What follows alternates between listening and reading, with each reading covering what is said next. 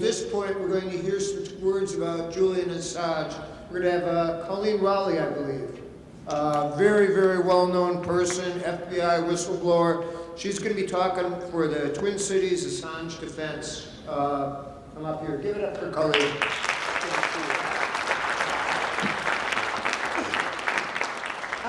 Well, since we started this last perpetual war, of course there's been wars before this, but this last one began with 9/11. A lot of good, bad, and ugly for me personally, but the best part for me is I've gotten to meet a lot of the people who have fought against this repression. Two of them are deceased.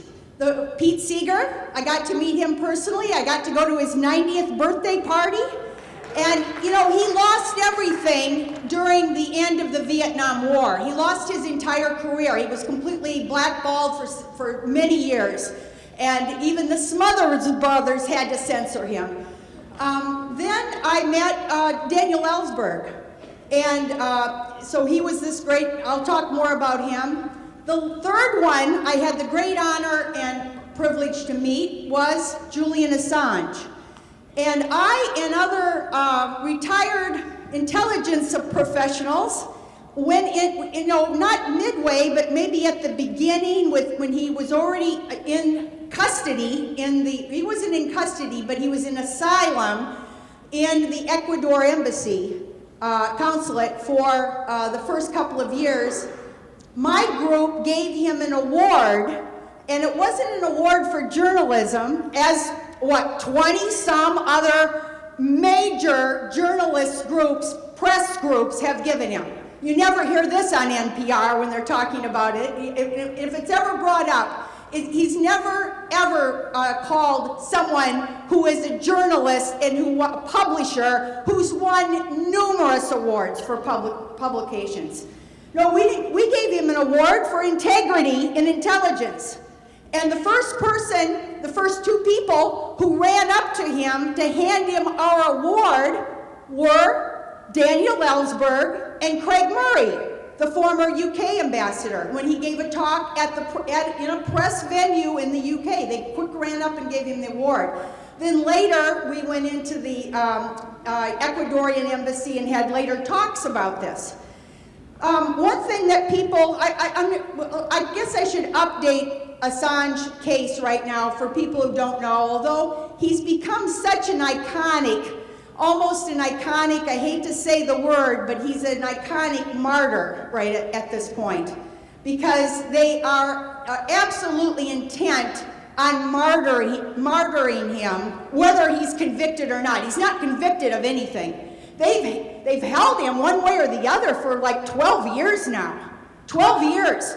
And that would actually take the life out of most people. And it is having, you know, he's in Belmarsh, which is a really bad, torturous prison, and it's running a toll on him. He's had a stroke already, and so it's not good at all, but he's still hanging in there. And there are people fighting for him, including the same things that you just mentioned for other people, his wife, his family, I mean, the international groups, the journalists, a lot of important here. The thing that he has going for him is, you know what? This turns out to be freedom of press. So actually, even the New York Times and the Guardian and El Mundo and the major newspapers of the world they almost have to say they want him free. They have to say that, but unfortunately, they think they're in the club. You know, there's you guys were calling it. People called it the establishment. They call it, what was the other terms for Washington D.C. these days? The ruling class.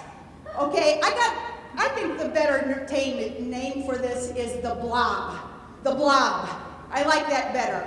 But that blob, which actually is headquartered in Washington, D.C., maybe a little bit in Israel too, and some in NATO, but that blob, in times of war, so, you know, when we're not in a war, when we're kind of in a lull before this last perpetual war, we forget we think we have freedom of assembly. Here we are. We're kind of taking that for granted, freedom of association. All those years, at least I'm going to be 70, and all those years after Vietnam, I think we took it for granted that there was some freedom of speech and freedom of press.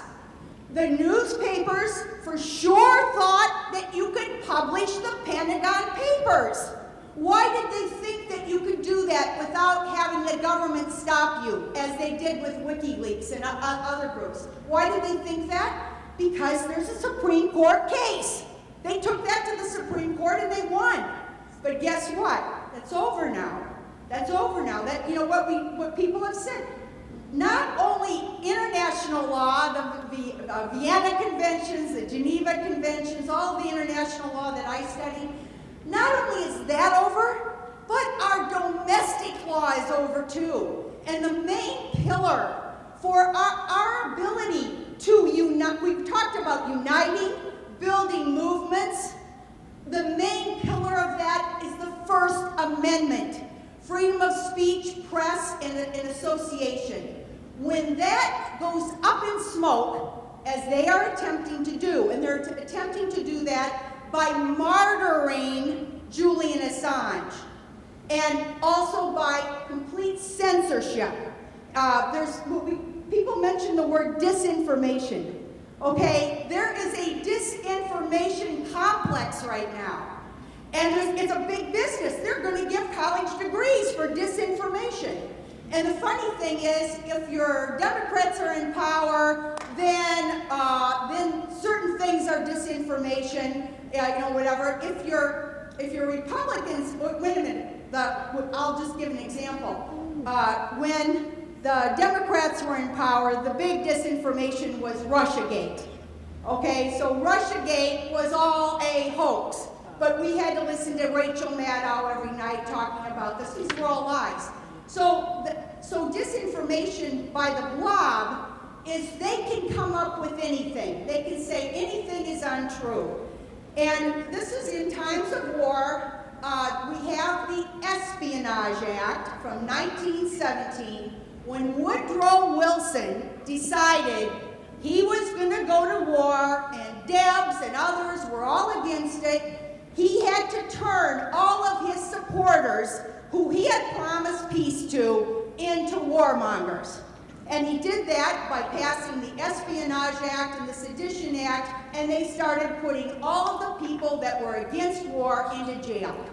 It is happening again. It happened during Vietnam again. It reared its ugly head. That's why we had Daniel Ellsberg.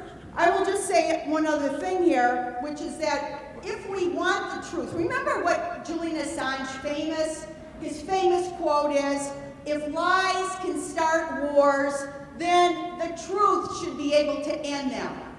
The Pentagon Papers did a fair job, actually, of ending the Vietnam War. It played a role in that. And that was the whole theory. But now with the disinformation complex, they have to manipulate your minds. And they do that through censorship of the truth. How many reporters have watched 11, 12 years of what happened to Julian Assange and say, I'm going to be brave and I'm going to write about the truth of this matter? Well, you're going to, first of all, you'll be fired in a New York second. I and another Minnesotan are going to go on the Gaza flotilla here. And, pretty darn, you know what?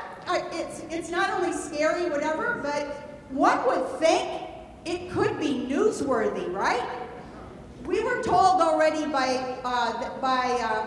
weren't told directly, but indirectly by our major newspaper here, it's not newsworthy. And why is it not newsworthy? It's because of this repression and disinformation that we're living in. So whistleblowers, and Daniel Ellsberg was a great example, there is no ability to get the truth out if you go to the press and they say, no, we don't want to know. They put their hands over their ears, we won't publish that, it's not newsworthy.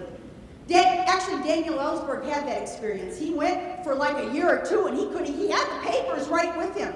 and nobody would publish them for a while.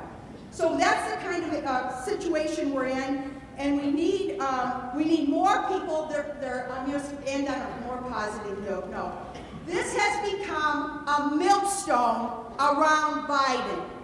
Biden knows that they do not have a legal leg to stand on to imprison a publisher, okay? And also, our whole democracy goes up in smoke. Our rule of law, everything depends on the First Amendment. Our ability to share information. Everything ends if we don't have the First Amendment. That was the Thomas Jefferson knew that. And Biden knows, so that what he's trying to do is push it to the election.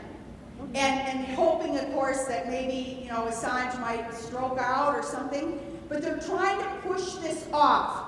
And this is why, for all the activism that we can do, it is a time when we can have an impact. So if more people, I still think that, maybe there's some decent person left in government, and if we could fall on that person, if we could get more whistleblowers, if we could get the press. By the way, if we could even get the ACLU, who was keeping quiet about this because they're part of this whole repression too. So anyway, we need to do more, and at the very least, remember what's at stake. It's about our ability to even have a conference.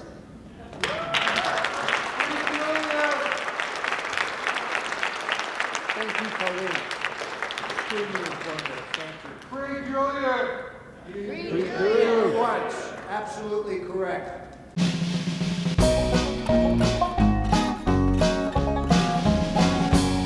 Here's the story of a hero in our country's darkest hour, who lit the lamp of liberty by speaking truth to power.